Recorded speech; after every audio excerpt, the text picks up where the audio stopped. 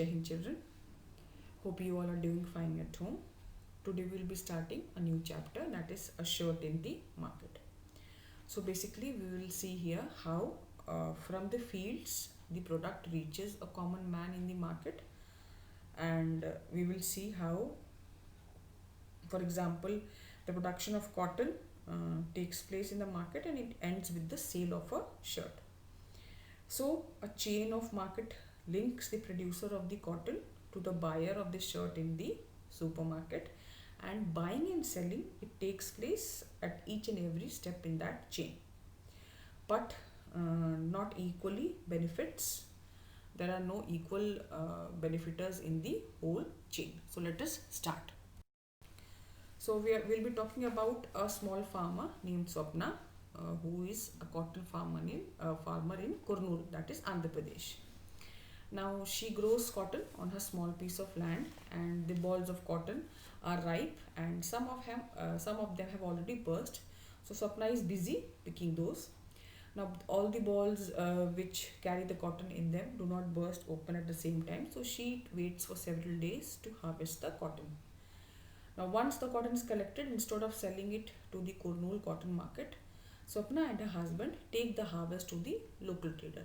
Now why do they take the harvest to the local trader? Because before the cropping season, Swapna had borrowed rupees 2500 from the trader at a very high interest rate. Now why did she borrow money from the trader?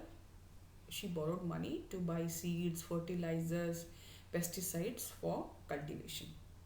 And at that time, the trader had asked Swapna, or he had asked her to promise that she will be selling all the cotton to him.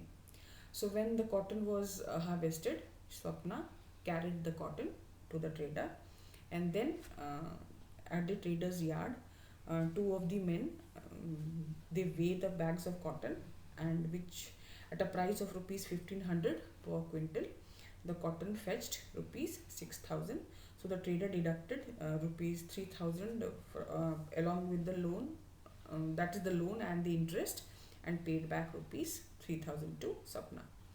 Now the question is, why do the people, or why do the farmers, they need to buy or need to borrow money from the traders?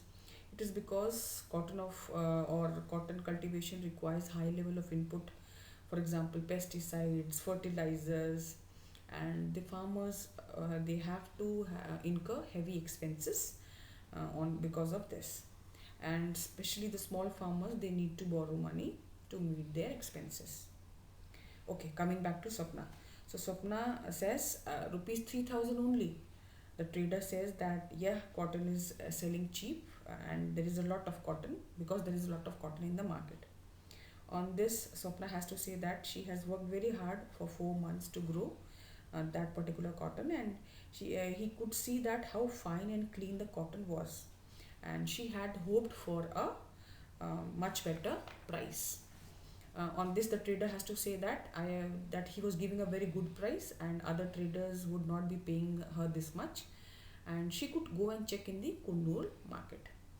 Then Swapna has to say that no, she believes him and she does not doubt him, and she just hoped that she would be getting more money, which would last a few months. Okay, Swapna knows that cotton will sell for at least 1800 per quintal, but she did not argue, because the trader was a very powerful man in the village, and the farmers had to depend on him for loans, not only for cultivation but for other things also, like if somebody got ill, or if they had to pay their children's fees, school fees. Also, there were times in the year when the farmers did not get any work or did not have any work, or thus there was no income. So borrowing money was the only option they had for survival. So Swapna's earning from cotton cultivation was not enough than what she expected, and she just thought that how she would carry on or how she would last in the coming months. The next topic is the cloth market of Erode. Now, Erode's bi-weekly cloth market in Tamil Nadu is one of the largest cloth markets in the world, and a large variety of cloth is sold in this market. Cloth that is made by the weavers in the villages is also brought here for sale, and around the market are offices of the cloth merchants who buy this cloth. The other traders from many South Indian towns also come and purchase cloth in this market. So on market days, you would find weavers bringing clothes that have been made on order from the merchant, and these merchants, they supply the cloth in order to the garment manufacturers and exporters. Okay, so this is for the first module. We'll be discussing about this in the live class. Till then, Jai Hind.